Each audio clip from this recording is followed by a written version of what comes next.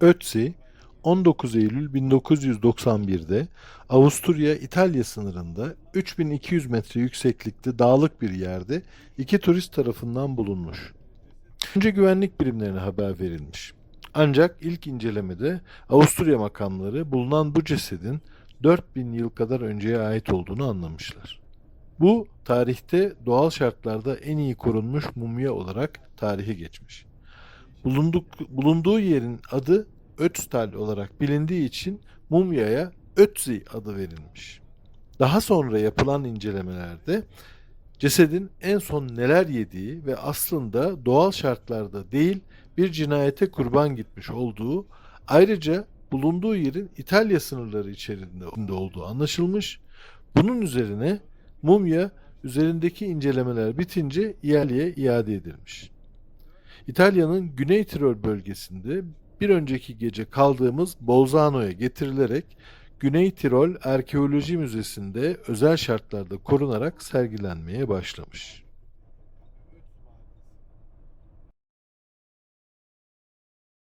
İtalya'dan çıkıyoruz artık. Avusturya'ya doğru. Girişteyiz. Sınırda. Avusturyalıların ilk yaptığı iş otoyol için para almak. Şu otoyol para. Sınırı geçtik. Şimdi bir şey almamız Mazot da gerekiyor. alacağız. Mazotun yanı sıra AdBlue denen. Herkes kendi.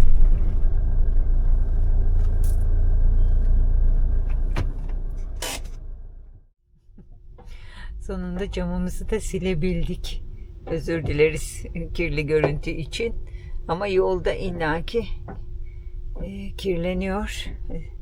Sürekli de silme imkanı olmuyor.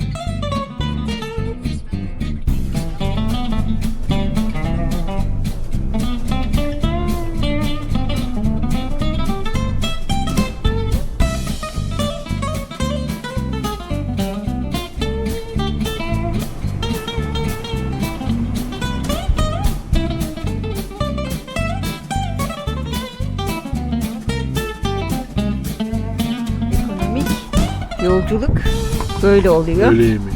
Öğle yemeği. Dışarıda şinitsel yemiyoruz. Marketten alıyoruz. Kendimiz yapıyoruz ve afiyetle yiyoruz. Nasıl tadı? Çok lezzetli. Yalnız bu İtalyan. Çok yakın zaten birbirine. Tavuk Afiyet şinitzel. olsun. Mis gibi pişmiş. Eline sağlık. Afiyet olsun.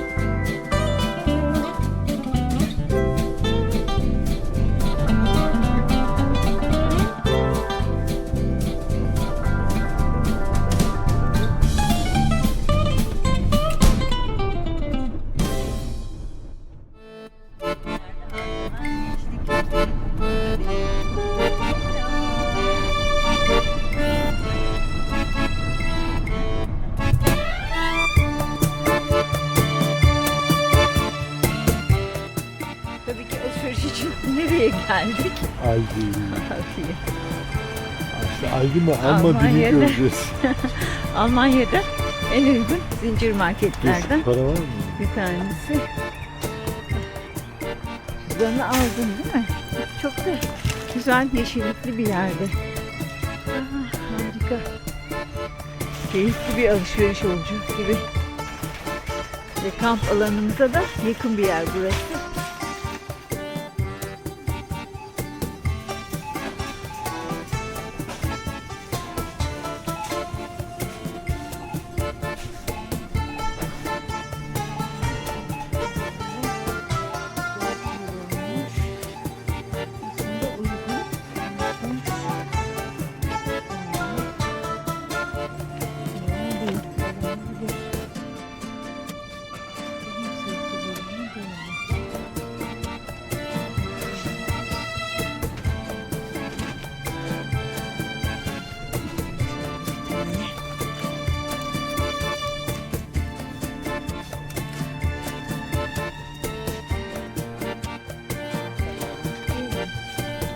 Deterjan da kalktı. Çamaşır yıkamayı planlıyoruz. Deterjanımızı da alalım.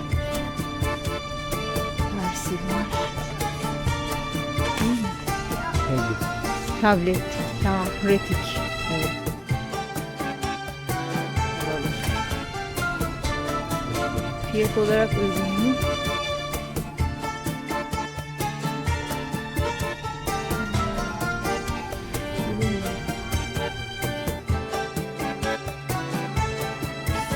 Ee, 33 euro tuttu. Fişimiz burada gösterelim. Gayet uygun geldi bize fiyatlar. Deterjanımızı bile aldık. Suyumuz bol bol var. Bakalım kaç gün gidecek bu alışveriş bize. İsmim de Hanife Türker, Kayseriliyim. Harika. Buraya geldim. Babam getirdi bizi.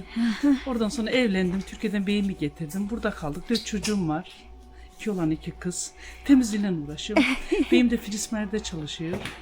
Çok güzel. Öyle. Yıllardır burada yaşıyorsunuz. Peki Almanya'da yaşamak, yani özellikle bu bölgede yaşamak nasıl? Güzel. Almanya'nın güneyinde. Güzel yani, güzel. Burası bana çok keyifli geldi burası açıkçası. dağlar, yeşillik. güzel havası var, temiz Evet, havası var. evet. Çok sıcak Güzel, değil. bir de artık alıştık ki biz buraya. Kaç Alıştınız. senedir Çocuklarınız birlikte. burada büyüdü. Onlar büyüdüler, okudular. Hı hı. Sürekli Yani- çalıştınız mı?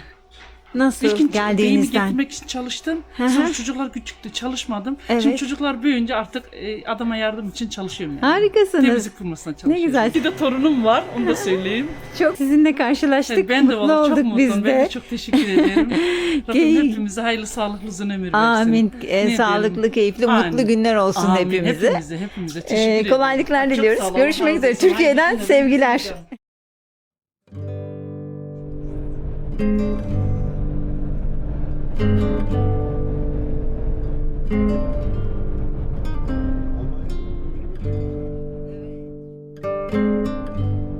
Güzel yerler. Biraz dar bir yol. Güzel bir yol. Dar değil mi? Bir de hava sıcaklığından bahsettik. Aslında Avrupa'da sıcak hava dalgası var. Türkiye'ye de gidiyor şu anda. Biz önce yaşadık.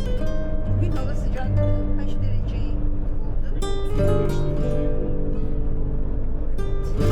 36 civarında. Antalya'dan ve Mozambik'ten sonra. İnsan gerçekten bakmaya doyamıyor. Ben de çekmeye doyamadım güzellikleri.